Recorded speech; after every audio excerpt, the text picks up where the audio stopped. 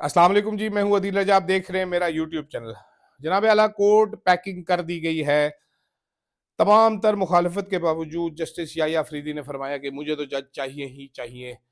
तो वो जज भर्ती कर लिए गए हैं। अब क्या होगा, इस पर बात करेंगे। बड़े मायूसी की बात है क्या, इस पर भी बात कर लेते हैं। साथ साथ इमरान खान साहब आर्मी चीफ को तीसरा खत लिखने के लिए तैयार है। अगले हफ्ते वो खत भी छोड़ दिया जाएगा मार्केट में। स्टैब्लिशमेंट के स्कॉटिश राय का कहना है कि हम तो कोई ऐसा खत पढ़ेंगे नहीं, अगर कोई ऐसा खत सामने आए तो आंखें भी बंद कर लेंगे। लेकिन इमरान खान खत पे खत लिखी जा रहे हैं।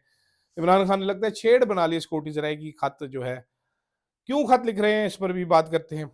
साथ साथ नाजरीन, काशिफ अब्बासी साहब को ऑफ एयर कर दिया गया है एयरवाई न्यूज से। क्या वजह है, अंदर की क्या कहानी है, ये भी आपको बताता हूँ।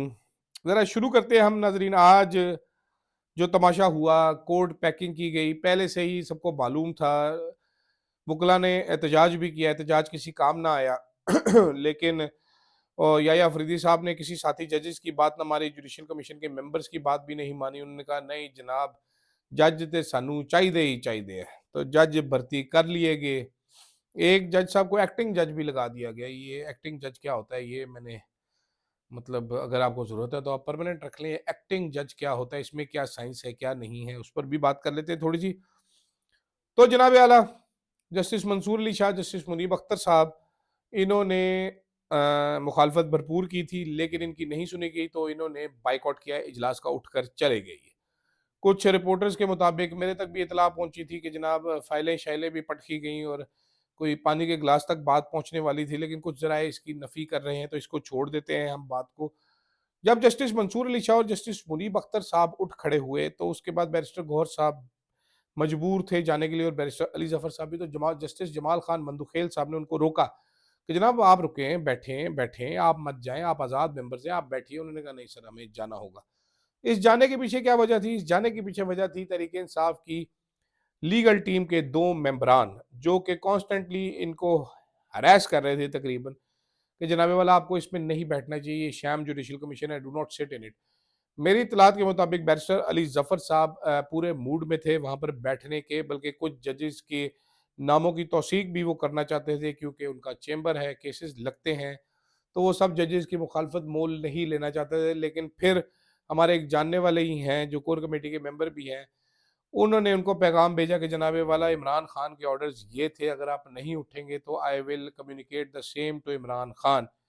ये उनको जुडिशल कमीशन में मैसेज पहुंचाया गया, जिसके बाद उन्होंने जवाब में जो लिखा, मेरे पास वो लिखा हुआ भी मौजूद है। मैं आपको एज इट इज पढ़ के भी सुना देता हूँ, क्योंकि हमारी भी बहुत दूर तक अप्रोच है और हम बड़े अप्रोच वाले शब्द लफ्ज हैं।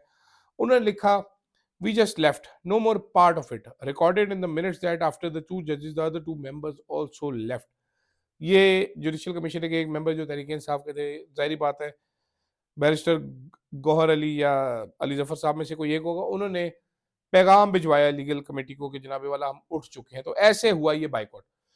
Excuse me. अब नाजरीन, जजेस अपॉइंट हो चुके हैं, कोर्ट पैकिंग हो गई है, सियासी वर्कर्स को जजेस के रूप में अदालतों में भर्ती कर लिया गया है।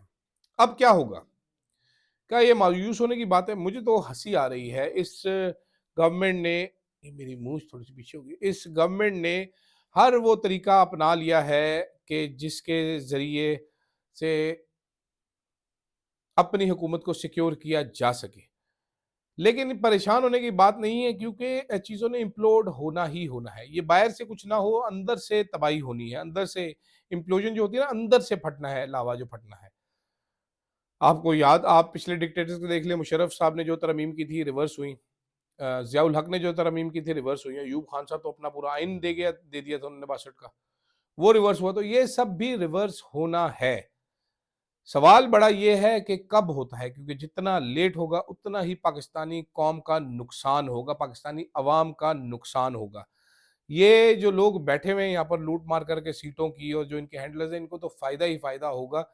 क्योंकि गवर्नमेंट जो होती है उसको सिर्फ एक चीज चाहिए होती है, वो होती है ताकत, के हम गवर्नमेंट है। बाकी दे डोंट केयर उनको कौन गाली निकाल रहा है नहीं निकाल रहा है, ताकत के ऐसे ही डायनेमिक्स होते हैं, ऐसा ही नशा होता है। लेकिन नुकसान जो होता है वो अवाम का होता है। तो देखते हैं कि इम्प्लोजन कब होती है। और साथ साथ मेरी गुजारिश, क्योंकि अब बहुत अच्छे जजेस आ चुके हैं, बेहतरीन 26वीं यानी तरमीम पास हो चुकी है, पीका एक्ट पास हो चुका है, मुल्क में दूध और शहद की नहरें बह रही हैं, तो क्यों ना ये पुराने जजेस सारे जो हैं इनको फांसी दे दी जाए, क्योंकि ये तो बिल्कुल बेकार थे, कोड़े मारे जाएँ इनको, इनको बिजली के करंट लगा दिए जाएँ थोड़े-थोड़े, थोड़े-थोड़े अवाम को भी लगा दिए जाएँ बिजली के करंट, क्योंकि हुकूमत कहती है कि जी चीज़ें सस्ती हो रही है, महँगाई में कमी हो रही है, अवाम जो है वो टकरे मारती है कि हम कहाँ से लें महँगी चीज़ें, हम कहाँ से खरीदें जनाब इतनी महँगा सौदा। तो ये जो दूध और शहर की नहरें बह रही हैं, जिन लोगों को नज़र नहीं आ रही, उनकी आँखें निकाल देनी चाहिए। कानूनी तौर पे ये कानून पास किया जाए, उनकी आँखों में सीखें तुन दी जाएँ, ताकि सबको दूध और शहद की नहरें नज़र आएँ, जैसा कि मुझे नज़र आ रही हैं। अच्छा, आगे बात कर लेते हैं जनाब वाला इमरान खान साहब। अब नाज़रीन, इमरान खान साहब ने छेड़ बना ली है। हर हफ्ते अब आर्मी चीफ को खत लिखने बैठ जाते हैं। अब वो बार-बार सिक्योरिटी ज़राए को भी समझ आ गई। पहली बार सारे लोग इतना हँसे कि जनाब अगर खत आपको मिला नहीं, तो आपको पता कैसे लगा कि खत में क्या लिखा हुआ है? और आप क्यों ऐसा खत नहीं पढ़ना चाहते जिसके ज़रिए तासुर दिया जा रहा है, जब आपको पता ही नहीं कि खत क्या है और खत में आपको मिला ही कुछ नहीं है खत को। तो ये हमारे नादान सिक्योरिटी ज़राए हैं। ये कोई असली सिक्योरिटी ज़राए नहीं है, ये सिक्योरिटी ज़राए हैं। तो जैसे कि हमारे वो जो चीफ टाउट साफ़ी ने आज लिखा है कि जी जो आर्मी चीफ की एस्टैब्लिशमेंट और इमरान खान की पीटीआई में मुकाबला चल रहा है इनकॉम्पिटेंस का, जो ज़रा कम इनकॉम्पिटेंट होगा वो जीत जाएगा। आजकल वो तौहीन आमेज़ कलमात अदा कर रहे हैं फ़ौज के बारे में, एस्टैब्लिशमेंट के बारे में, जो कि मैं बिल्कुल जिसकी तौसीक नहीं करता। मैं बिल्कुल कंडेम करता हूँ इन अल्फ़ाज़ को। और साथ-साथ ख़ैर इमरान खान के खत की मैं बात कर रहा था, बहक जाता हूँ। इमरान खान साहब जो हैं वो तीसरा खत लिखने जा रहे हैं। तीसरे खत में मज़ीद कुछ सख्त बातें होंगी मेरी इत्तलात के मुताबिक। कुछ चीज़ें मैंने देखी हैं उस खत की जो इमरान खान साहब ने डिक्टेट कराई हैं, लेकिन वक़्त आने दीजिए। और खत लिखने का बड़ा मज़ेदार मकसद इमरान खान ने वजह बताई है। उन्होंने कहा जनाब तमाम डेमोक्रेटिक एवेन्यूज़ जो हैं वो बंद कर दिए गए हैं, तो मजबूरन मुझे अब ये खत लिखना जा रहा है। खत के ज़रिए कॉन्शियस को आर्मी चीफ के नॉक करने की कोशिश कर रहे हैं। देखते हैं क्या बनता है। अच्छा जी, खबर गर्म है, काशिफ अब्बासी साहब को ऑफ एयर कर दिया गया है। काशिफ अब्बासी साहब को ऑफ एयर क्यों किया गया, मैं इसकी वजह आपको बता देता हूँ। काशिफ अब्बासी साहब ने थर्सडे के प्रोग्राम में पतन की जो सालाना रिपोर्ट उन्होंने इलेक्शन चोरी पर जारी की थी, वॉर ऑन वोटर्स, वो पढ़कर सुनाई थी और उस पर अपना तबसरा फरमाया था। काशिफ अब्बासी साहब पाकिस्तान के उन चंद बचे कुचे एंकर्स में हैं जो दोस्ती यारी में शायद 19-20 तो करने के लिए तैयार हैं, लेकिन जो उनसे करवाने की कोशिश की जा रही है 119 वो करने के लिए बिल्कुल तैयार नहीं है। तो मेरी इत्तलात के मुताबिक उन्होंने थर्सडे को ही बोल दिया था कि जनाब इस तरह अगर मेरी बातें रियासती पॉलिसी के खिलाफ हैं, तो फिर मैं छुट्टी पे चला जाऊँ, ज़्यादा बेहतर है, वरना मैं वही बोलूँगा जो मुझे ठीक लग रहा है। आप मेरा वज़न नहीं उठा सकते तो मुझे छुट्टी पे भेज दीजिए। कुछ इसी किस्म की बातें की होंगी, मैं बड़े अच्छे तरीके से जानता हूँ, काम किया हुआ है मैंने उनके साथ। तो लिहाज़ा आज उनकी टीम ने जब राब्ता किया तो काशिफ अब्बासी साहब ने बताया कि यार अभी मुझे नहीं मालूम कि मैं प्रोग्राम करूँगा कि नहीं करूँगा। फिर थोड़ी देर में टीम को कम्युनिकेट कर दिया गया कि मैं फ़िलहाल 2 हफ़्ते के लिए छुट्टी पर हूँ। तो ये छुट्टी तो नहीं हुई, ऑफ एयर करना ही हुआ। जो सोशल मीडिया पर बातें की जा रही हैं, बहुत सारी बातें हैं, बहुत सारे ऐसे ट्वीट्स हैं, बहुत सारे ऐसे लोगों के ट्वीट्स हैं कि जिन पे लोग कमेंट भी नहीं करते, वो ठीक हैं ट्वीट्स, वो बातें ठीक हैं। इस पर मैं आपको पता है मैं एयरवाई के मामलात पर ज़्यादा तबसरा नहीं करता, लेकिन वो आप ओपनिंग ज़रूर देखिएगा। 4 मिनट की पीटीआई ऑफिशियल ने अपने अकाउंट से आज ट्वीट भी की हुई है, तो आपको वजह समझ आ जाएगी कि क्यों वो ओपनिंग जो है प्रोग्राम की इब्तदाइया जो था, जो काशिफ अब्बासी साहब के कलमात थे, वो रियासती पॉलिसी से मेल क्यों नहीं खाते, मेल-जोल में क्या फ़र्क रह गया, क्या ताम-जोल हो गया। काशिफ अब्बासी साहब भी मुझे लगता है नहीं समझ पा रहे कि मुल्क में दूध और शहद की नहरें बह रही हैं, उनको नहीं नज़र आ रहा। जो मेरी ये काफ़िर आँखें देख सक रही हैं, वो काशिफ अब्बासी साहब की आँखें नहीं देख पा रही मुझे लगता है। उनको ये देखना पड़ेगा कि इस टाइम मुल्क में मिल्क्स एंड हनीज़ की नहरें बह रही हैं और आप भी उसमें लूटें लगाएँ और एन्जॉय करें। फ़िलहाल के लिए नाज़रीन इतना ही, इजाज़त दीजिएगा।